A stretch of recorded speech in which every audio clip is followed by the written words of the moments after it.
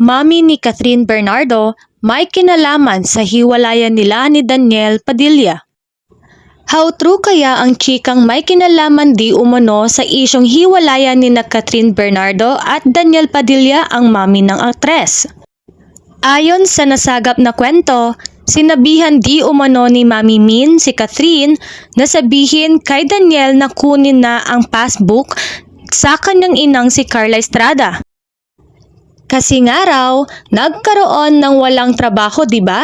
Nagkaroon ng pandemya, nagkaroon ng hindi magandang flow sa showbiz.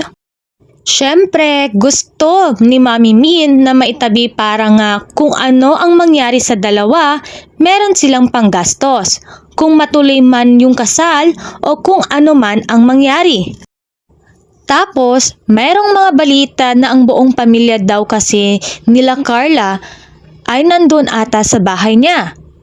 Say naman ni Christopher Min, noon pa man daw ay parang orphanage ng mga kamag-anak ang bahay ni Carla kahit hindi pa sila nakakaluwag-luwag sa buhay.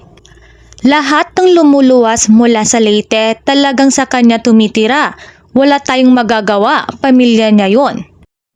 May kumakalat din na chika na ito daw si Daniel Padilla ay wala na daw pera kaya nag-aalala di umano si Mami Min.